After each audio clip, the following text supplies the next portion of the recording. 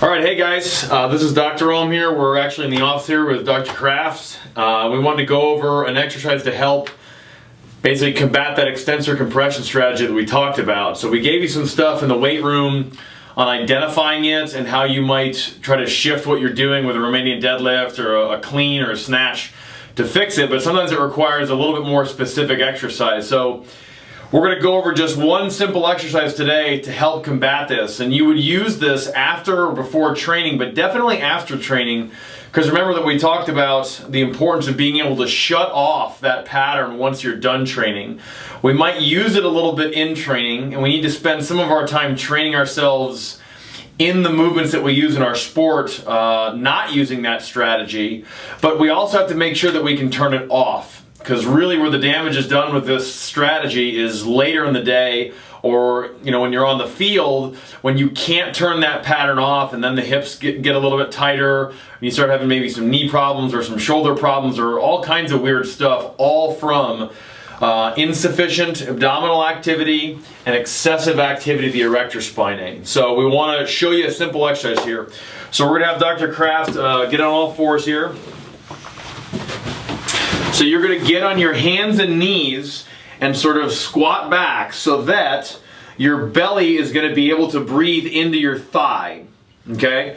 And that's going to give us a little bit of a tactile input so that you can feel the belly expanding, and it's also going to help us increase the pressure and expansion of the posterior abdominal wall, the quadratus lumborum, and then of course the erectors. So in this position, we can get the athletes to stabilize correctly, activate the abdominal wall, and now we're in a position where we can promote relaxing the erector spinae and elongating the spine. Okay? So he's going to be on his knees and his elbows here, and he's going to be sitting back like this, and what we're going to have him do is we're going to have him take a deep breath in, pushing the belly into the thighs, intentionally trying to do that. So we'll have him breathe into his abdomen here, and he can feel that pushing into his thighs.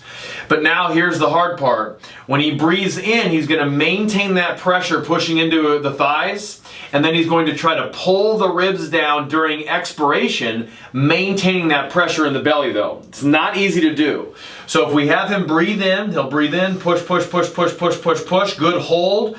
Now as you breathe out, pull the ribs down, pull, pull, pull, pull, pull. At the bottom, we want him to hold for 2 or 3 seconds so that the brain has time to recognize the role that the abdominal wall plays in the stabilizing process. So when he breathes out and he pulls those ribs all the way down, that's the abdominal wall pulling the ribs down into a caudal position there where they're activated and maintaining pressure. The other thing that we want him to do is feel when he breathes into his thighs, into his belly, he's also going to feel the back expanding here. And as he's pulling those ribs down, we want him to think about elongating the spine, not necessarily rounding the back over, because we want to keep the spine in a neutral, elongated position with excessive intra-abdominal pressure so that the brain will learn how to stabilize the spine without excessive erector activity. Okay, so with this exercise, you would do it after your training, and you're probably going to do it for 3 to 5 sets of 10 breaths with a 2 to 3 second hold at the bottom. And the whole idea is to get the brain to use the abdominal wall, train the athlete to be able to maintain sufficient intra-abdominal pressure during both inspiration and expiration. And it's also a way for us to get the athlete to turn those erectors off. So I know this is kind of a little bit of a goofy exercise, but a lot of times you need specific exercises to shut these off, because what you guys are doing every day, training, squatting, Olympic lifting, and all kinds of stuff, it trains this pattern so much that if you don't shut it off and you don't break it, it can turn into other problems down the road. So send us an email if you have any questions about this, but give it a try and see if you guys can't start improving your performance.